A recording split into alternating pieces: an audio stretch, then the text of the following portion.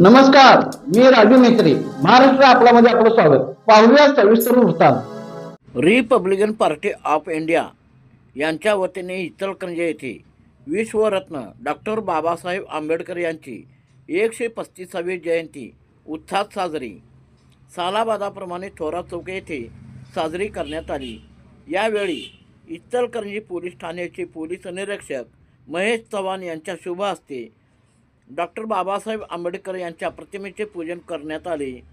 यावेळी महाराष्ट्र प्रदेश उपाध्यक्ष डॉक्टर प्रदीप भीमसेन कांबळे, इचलकरंजी शहर उपाध्यक्ष चंद्रकांत कुडाळकर, तालुका संघटक सुखदेव सोनीकर, महिला शहर अध्यक्षा रेखाताई कांबळे, विठ्ठल मोतीराम जावळे, शहर संघटक भारत लाखे, सतीश कांबळे, युवराज लाखे, रवी लोंढे, त्याचबरोबर माता भगिनी अनेक मान्यवर उपस्थित होते.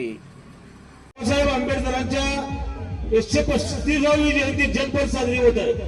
डॉक्टर बाबासाहेब आंबेडकर हे नाव नाही, फक्त विचार आहे.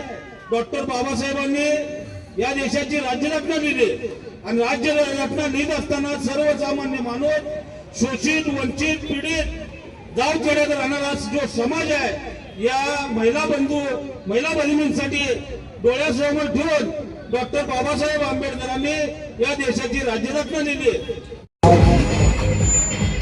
या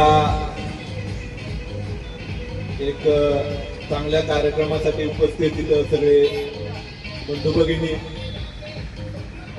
भारतरत्न डॉक्टर बाबासाहेब आंबेडकर, भारतीय घटनेचे शिल्पकार यांची आज 135वी जयंती आहे आणि देशभर आपण उत्साहात ही जयंती साजरी करत आहोत. ही जयंती साजरी करत असताना आपल्या सगळ्यांच्या मनात एकच भाव असला पाहिजे की डॉक्टर बाबासाहेब आंबेडकरांनी त्या काळामध्ये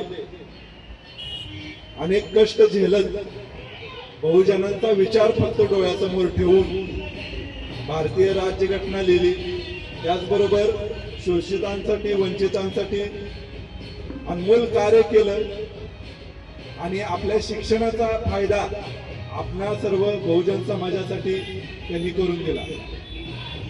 तीच प्रेरणा आपण आपल्या डोळ्यासमोर ठेवली पाहिजे, आपल्या मुलाबाळांच्या डोळ्यासमोर ठेवली पाहिजे आणि एक चांगल्या प्रतीचं शिक्षण सगळ्या समाजाला मिळालं पाहिजे आणि त्या माध्यमातून डॉक्टर बाबासाहेब आंबेडकरांचा विचार जोपासला गेला पाहिजे. त्या विचाराने प्रेरित होऊन एक नवी पिढी घडली पाहिजे जी डॉक्टर बाबासाहेब आंबेडकरांचे विचार कायमस्वरूपी तेवत ठेवील आणि त्यांनी जो मूलमंत्र दिलेला होता, शिका संघटित व्हा, संघर्ष करा, तो कायमस्वरूपी ठेवेल आणि त्या माध्यमातून बहुजन समाजाचा विकास करेल. अशी नवीन पिढी घडावी अशा सदिच्छा या 135व्या जयंतीच्या निमित्ताने मी सगळ्यांना देतो. आपणा सर्वांनी आम्हाला इथं बोलवलं त्याबद्दल आयोजकांचे सुद्धा आभार मानतो. जय हिंद, जय भीम, जय महाराष्ट्र.